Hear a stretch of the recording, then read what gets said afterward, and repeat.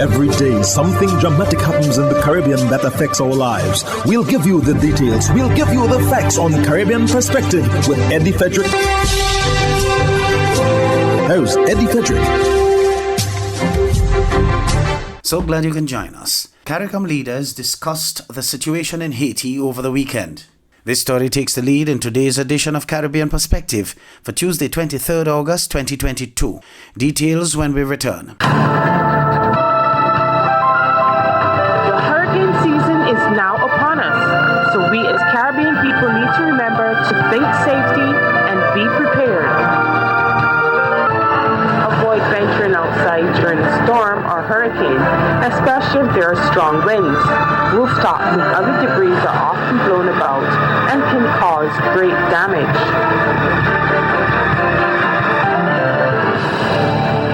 Welcome back.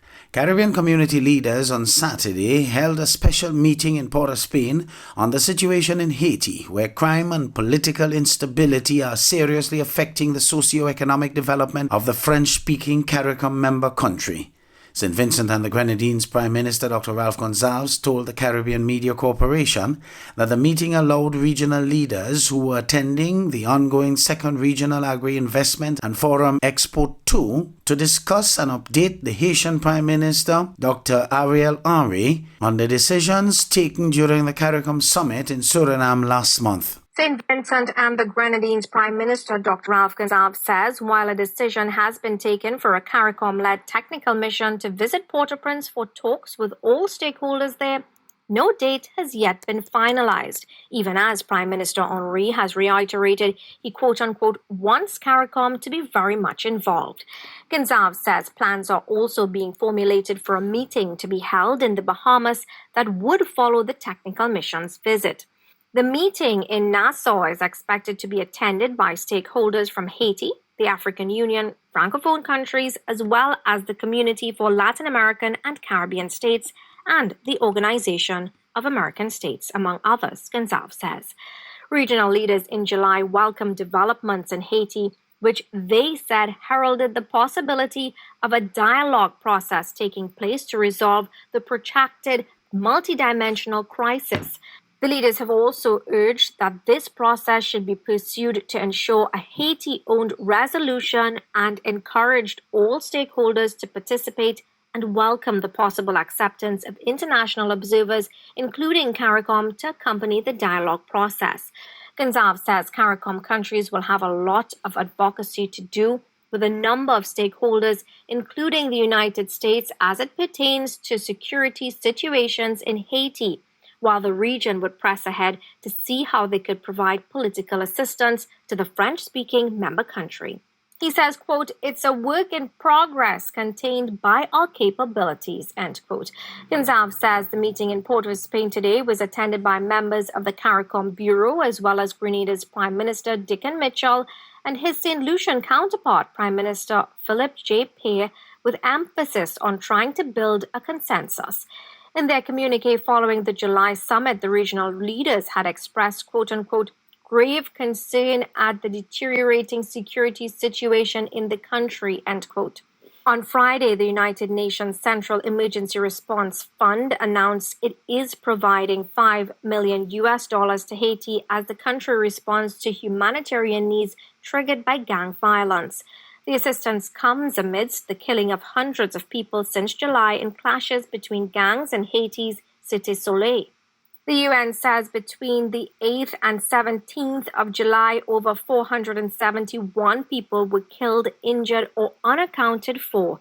It says serious incidents of sexual violence against women and girls, as well as the gang recruitment of boys, have also been reported.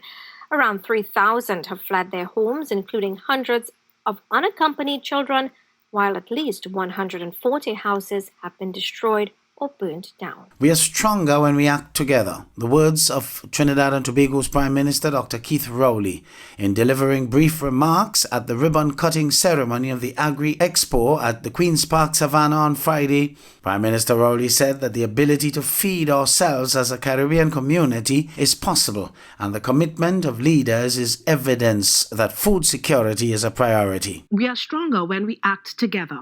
The words of Prime Minister Dr. Keith Rowley. In delivering brief remarks at the ribbon-cutting ceremony of the Agri-Expo at the Queen's Park Savannah on Friday, Prime Minister Rowley said the ability to feed ourselves as a Caribbean community is possible, and the commitment of leaders is evidence that food security is a priority. I expect that we will see changes for the better. I expect that we will be positive, because it's out of a positive spirit that we'll get the kind of outcome that we are after. Let's tell ourselves that we can do it.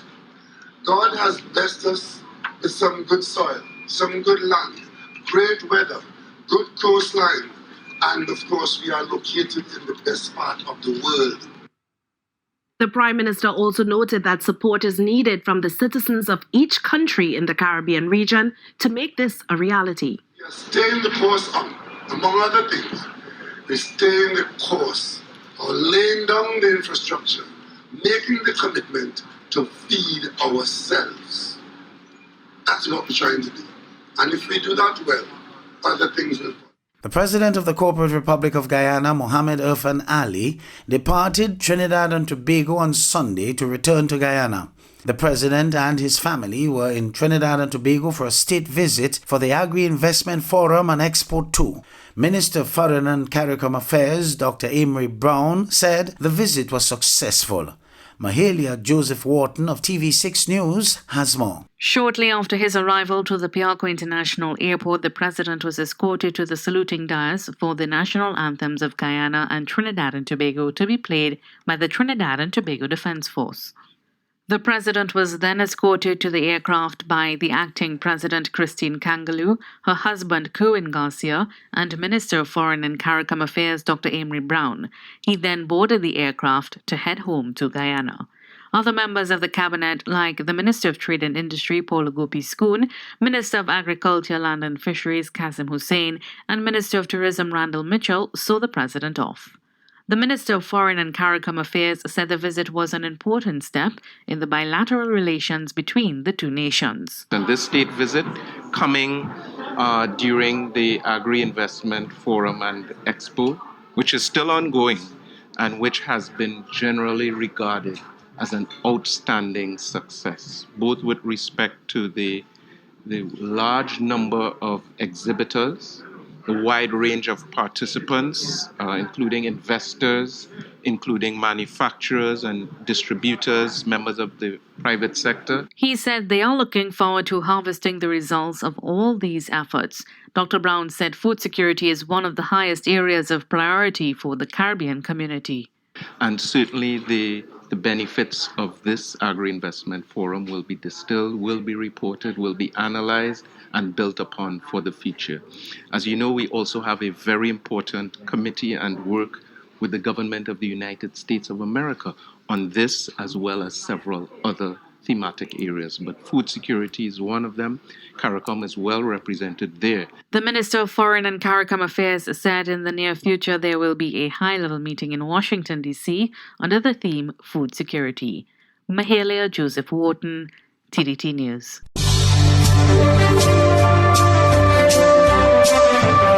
You're listening to Caribbean Perspective with Eddie Frederick.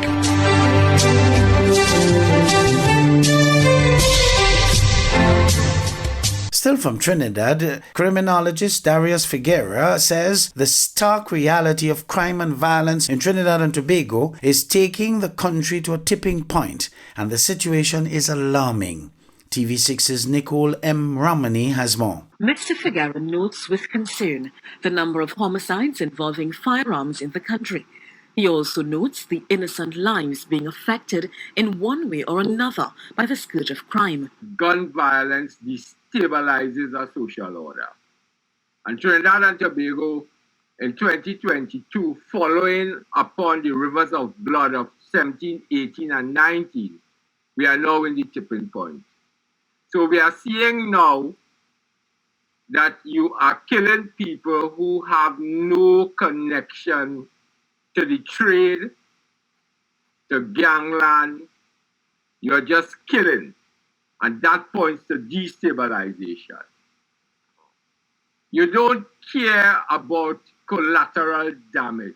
Mr. Figueroa further explains what he means by the country is at a tipping point. A tipping point means that you are at a conjuncture where this gun violence can now become endemically normal. Endemic gun violence that is matched with collapse of state institutions. That is the tipping point. According to the criminologist, organized crime is running rampant in Trinidad and Tobago.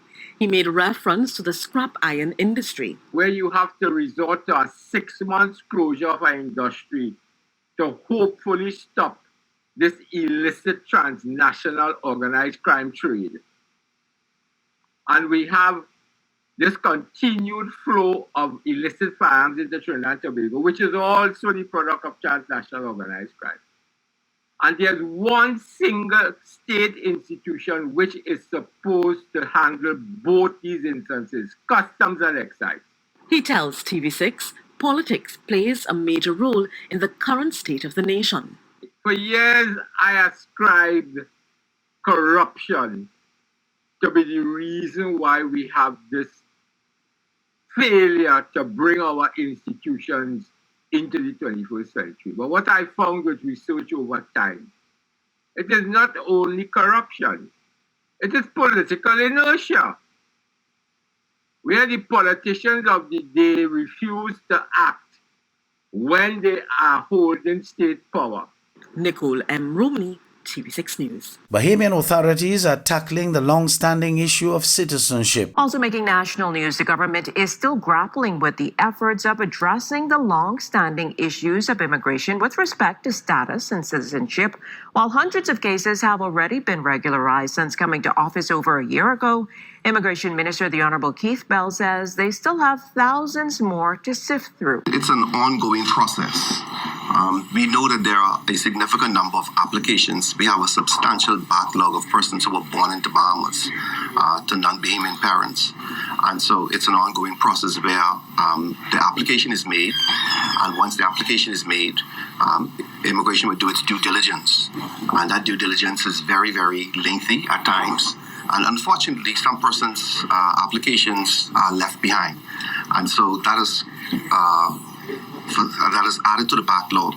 And given the nature and the extent of which they have to do their due diligence, this sometimes go on for more than a year, several years as a matter of fact. 2022, the deadliest for journalists in Mexico, with 18 killed for the year so far. Human rights organization Article 19 said in a report on Thursday. Of the 18 deaths, Article 19 had identified a potential link to their work in 9 cases so far, the organization's regional director Leopoldo Maldonado said.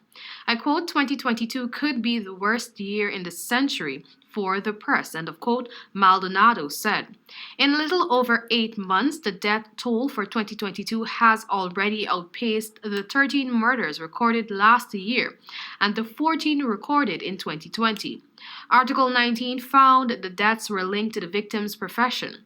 In about half of the cases in 2021 and 2020, it said. Meanwhile, the organization has documented a total of 331 attacks against journalists in the first half of the year, most of which involved intimidation and harassment. Some also received threats, while a handful of cases involved the alleged abuse of public power. That marks a 51.83% increase compared to the first half of 2018, when former President Enrique Pena Nieto was in power, it said. In addition, Article 19 said 4 journalists had been forcibly displaced within the country, while 2 went into exile in the first half of the year. Hubbard's is once again innovating the way you shop with its new online store, providing 24-hour shopping convenience. You can shop now for appliances, hardware, houseware, building material, and more. Free delivery island-wide. Start shopping now at hubbardshardware.gd. Safe, convenient, reliable.